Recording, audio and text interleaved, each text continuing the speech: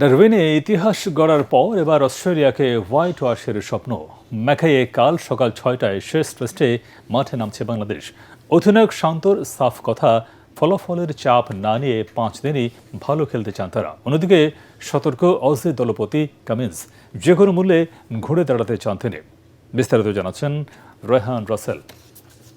ডারউইনে 9 উইকেটের অবিস্মরণীয় জয় দেশের ক্রিকেটের ইতিহাসে এক অনন্য মাইলফলক। তবে এখন তা অতীত। প্রত্যাশার চাপ আর সেই জয়ের স্রোতে ভেসে না গিয়ে টাইগারদের চোখ এখন ম্যাকাইয়ের দ্বিতীয় টেস্টে।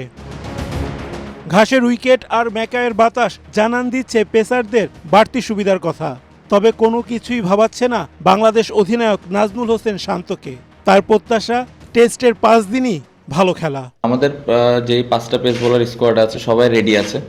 পজিটিভ দিক হলো যে 2টা স্পিনার আছে যে কোনো কন্ডিশনে ভালো বল করে। সো আমার মনে হয় যে যেহেতু আরও একটু সময় আছে, সকালে এসে আরেকবার উইকেটটা দেখে টিমের জন্য যে ডিসিশনটা নিলে ভালো হবে ওইটাই আমরা নিব ইনশাল্লাহ। অন্যদিকে সিরিজে ঘুরে দাঁড়িয়ে হোয়াইট ওয়াশ এড়াতে আহত বাঘের মতো মুখিয়ে আছে অস্ট্রেলিয়া। প্রথম টেস্টে বাংলাদেশের কাছে পাত্তা না পাওয়া অজি শিবিরে চলছে পারফরমেন্সের ময়না তদন্ত। অজি অধিনায়কের কণ্ঠে ফুটে উঠেছে ঘুরে দাঁড়ানোর তীব্র তাড়না। আমরা খুব দ্রুত ঘুরে দাঁড়াতে অভ্যস্ত। আমাদের ব্যাটিং লাইন আপকে আরো লম্বা সময় উইকেটে টিকে থাকার পথ খুঁজতে হবে।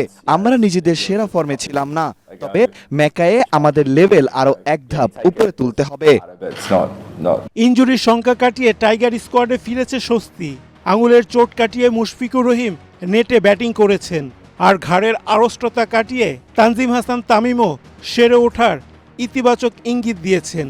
সব মিলিয়ে নতুন কন্ডিশন, নতুন চ্যালেঞ্জ আর নতুন ইতিহাস লেখার প্রত্যাশা নিয়ে ম্যাকাই টেস্টের 5 দিনের লড়াইয়ে মাঠে নামতে প্রস্তুত টাইগাররা। রায়হান রাসেল, এটিএন বাংলা।